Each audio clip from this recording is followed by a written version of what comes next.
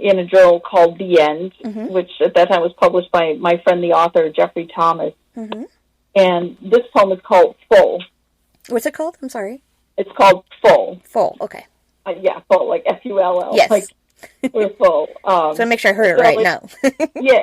Yeah, so as the title implies, it is kind of about, inner haunting. Oh, gotcha. Okay.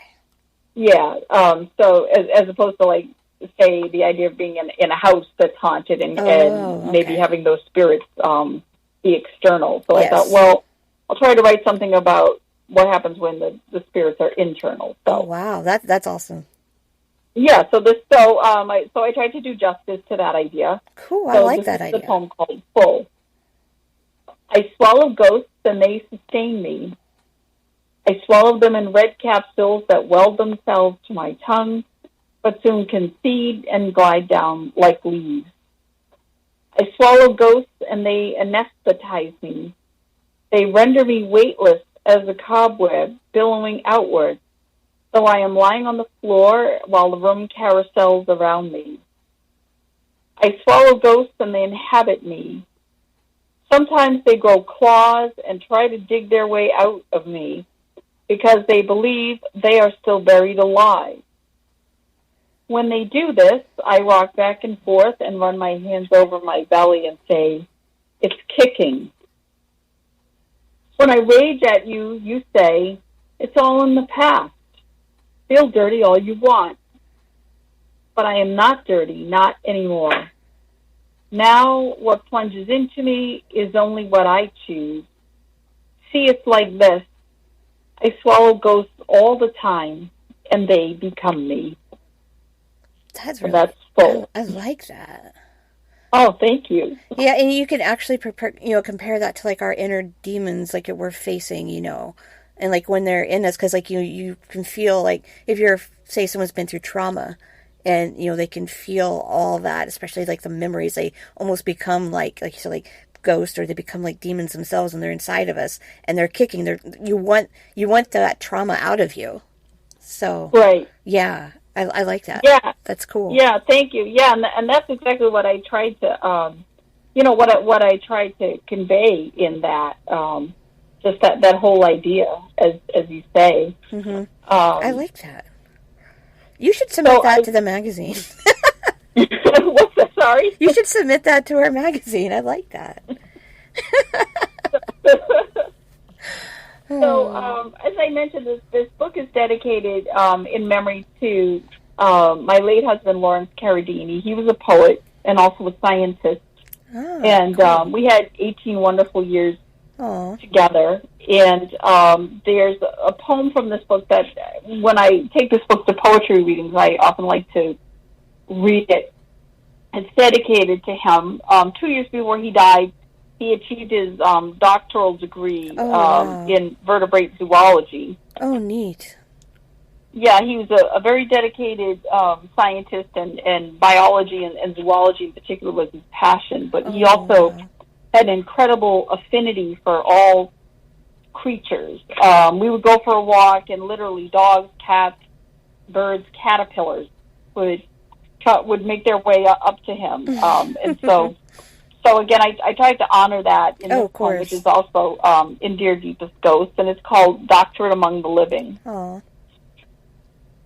Larry, whatever was that white fleeting under the power lines, under the horns of Mars? Black dove, what was that shadow on the Merrimack? Whooping crane or on the sidewalk? A cat molded from night that books no passage without first a poem. They do all conciliate. Larry, you were the one true vertebrate, walking upright in that great river of folkways, standing, casting, gathering to yourself fish, and now I among them still cannot contain you, transcending all ever backbone, my finest ever silver cloud. That's really nice. I liked that. Oh, thank you. You're welcome.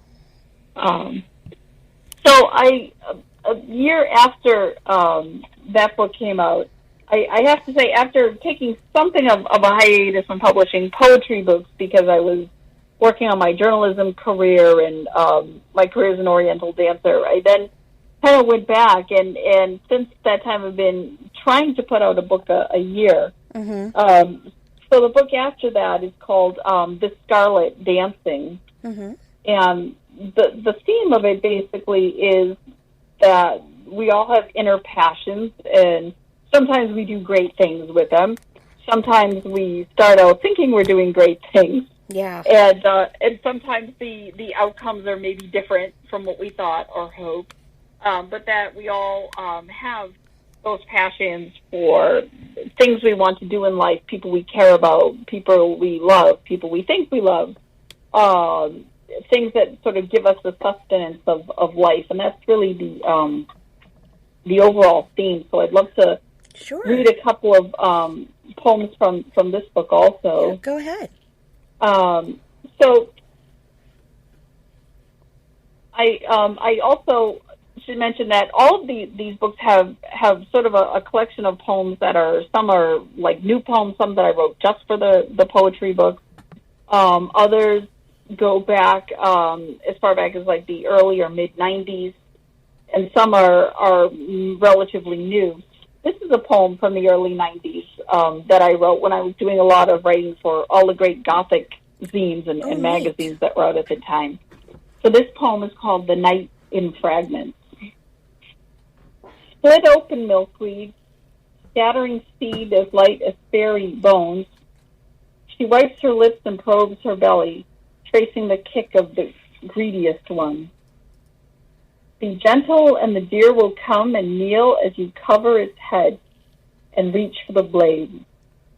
Lie down, sweet night, as the sun sinks through these earthen walls to kiss us warmly as we sleep.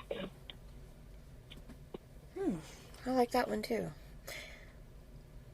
Oh, thank you. Some of my poems, I try to capture my experiences of traveling. Uh-huh. This is one of these poems. I've been to Egypt 3 times. Oh, my, that's awesome. I've been really fortunate and blessed to do that. This is a poem from the second trip where I went with a group through the Rotary, and we were there for a month, and one of the places we went to was Mount Sinai. Oh, and you have to go in the middle of the night because it's just too hot to go there during the day. I can imagine. Yeah. So my friend and I were climbing up in almost total darkness, wow. and I'm talking and not paying attention really, and I slipped and fell. Oh no!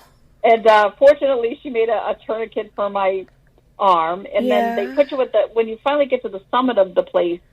They have these blankets that you can huddle under and go to sleep until the sun rises, and you can come back down. So it was quite extraordinary. So I wrote a poem based on that. It's called Dawn on Mount Sinai. Wow. A kitten beholds the downward path between stones and a slanted beam. A Russian Orthodox priest stands in the same path with a slate beard and eyes of blue, fierce promise. From the monastery, a hymn rises to St. Catherine. The sun is her only certain wheel.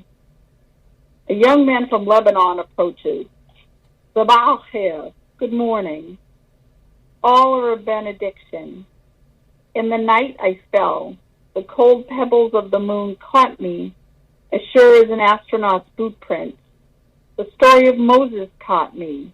The darkness upheld me. And I upheld this lunar landing, this prayer in my sleep until waking. Flames will spring from our feet and ashes from the sky. That's pretty cool. I also want to make the comment, on her website, if you go to her travel, she is, I don't know if this is a different time, but she is actually on top of a camel out in the desert, and there is a pyramid behind you. It's like, right. Yep. That is awesome. Oh, thank you. Yeah, I would. I went up to a friend of mine when we were at the pyramids, and there's also interesting step pyramids in a place called Saqqara. And I'm a big Monty Python fan, and I perhaps this is something only other Monty Python fans will get. But I went up to her and I said, "It's only a model." I had to see that. I haven't seen that. Yeah, and she laughed, and it's a reference to Monty Python Quest for the Holy Grail when King Arthur's Yes, knights yeah. come to Camelot, and one of them says, "It's only a model." I've heard of So it, so I need to see it. yeah, yeah, it's basically any English major geeks kind of a holy grail in itself of a movie. But yeah, it was quite extraordinary to go and actually be there on a camel in front of a pyramid. Yes, I mean, it's like how ironic. I mean, it's just, yeah, that's exactly what you think of when you think of Egypt, and there you are on a camel with a pyramid behind you. I'm like, well, there you go. Yeah, oh yeah, exactly. And and I look at that picture and I think, well, there I was. I know. That's amazing. You I know, bet you're just kind of in awe, when you go back and look at your pictures, like, wow, I was really there. oh, thank you. I appreciate that so much.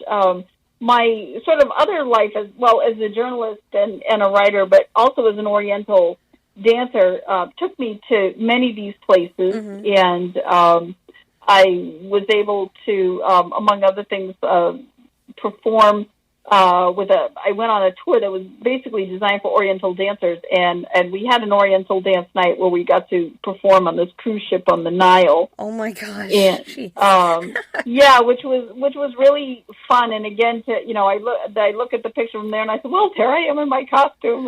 We're really doing this. That's just amazing. On a cruise ship on the Nile. Yeah, of all places, a cruise ship on the Nile. I mean, how many people can say I was on a cruise ship on the Nile? Yeah, and I feel blessed and grateful to have those opportunities. Yeah. And I think it's also a consequence of when you do follow your dreams and go where they take you. Yeah. So in my third book of poetry published by Emu Books, my fourth overall, is called Night's Island. And as the title implies, I'm always intrigued by places, and I think that all of us have a place, and it may be a place within ourselves, or it may be an actual physical place where we like to go just to have some respite and some sanctuary. Sure. Although sometimes when we go there, we find mysterious things waiting for us. And so that's kind of the overall theme of Night's Island. So I just wanted to read a couple of brief poems. Sure, go ahead.